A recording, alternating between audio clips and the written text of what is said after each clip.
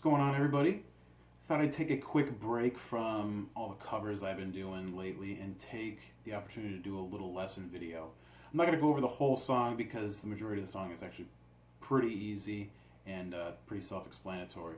But I wanted to do one of my favorite riffs that Tom DeLonge has written since I'm on the Blink-182 sort of kick right now. It's as good a time as any.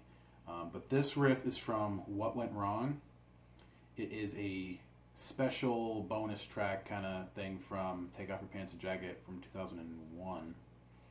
And it's on acoustic guitar if you're not familiar with it. And the guitar's in standard tuning, but it is with a capo on the second fret, as you can see. So those open strings are going to sound like this.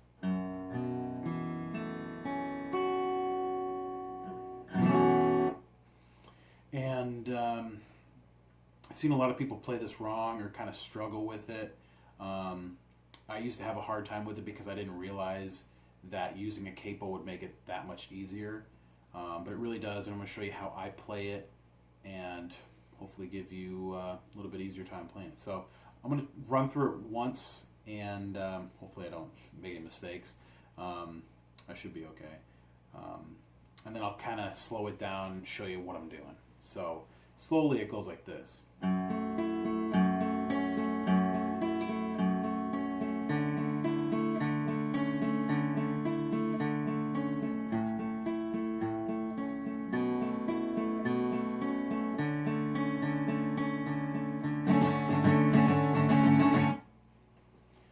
So, as you can see, I kept two of my fingers on the same strings the entire time.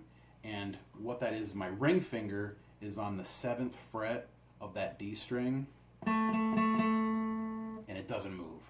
And I also have my middle finger on the 6th string, on the 6th fret on that G string. So 7 on the D and a 6 on the G.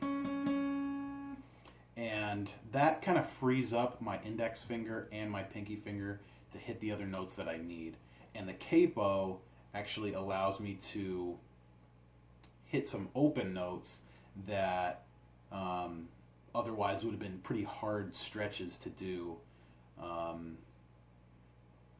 without it. So first off, it's an open note on that lowest string, and then I'm doing that 7 on the D, and then it goes to a 9, which I'm going to stretch to with my pinky on the G string, and then back to that 7. And then it goes, you're lifting off that pinky, and you're just going to hit the 6 instead of that 9. All the other notes are the same.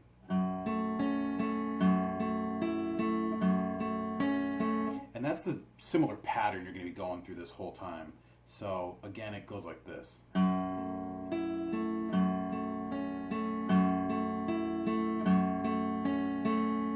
And you're going to be jumping over this A string most of the time, so just be aware of that. And after you do that 2 times, then you're going to go to a 5, or not. Well, it would be a 5. I'm just going to say it's a 5, technically, because the capo's there. Since I called this a 7, this is 6, so yeah, we're going to call it a 5. And you're going to do the same pattern, the same upper notes, just a different root note, basically.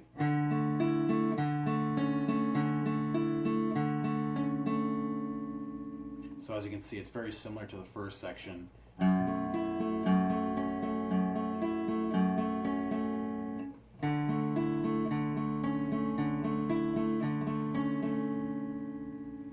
And then after that, you're going to go from that 5 on the A string to a 5 on the E string.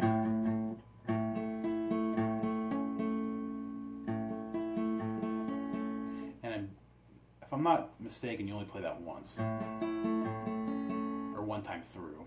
So, so far, this is how far we're at.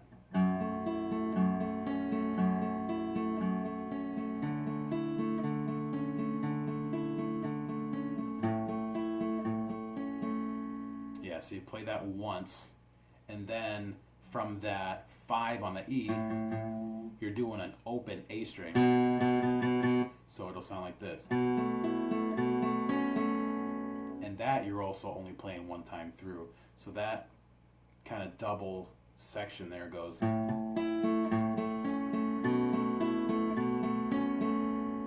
And then from there, it's kind of like a little ending part where you're back to that 5 on the A string. And you just hit each note that you're fretting, the 5, the 7, and the 6, each once. And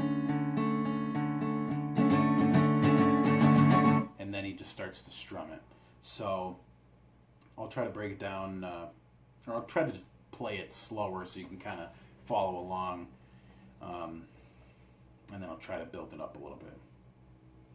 So remember to keep using those 2 fingers specifically on those 2 fretted notes, the 7 on the D and the 6 on the G.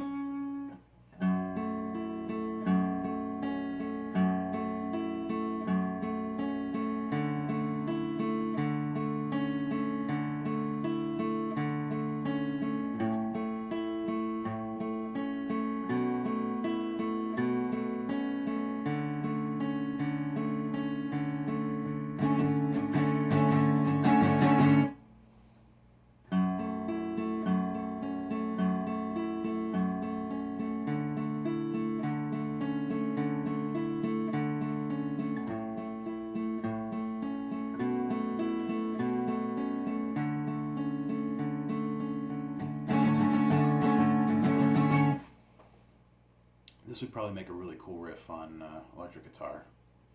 Maybe I should try that someday. I don't know.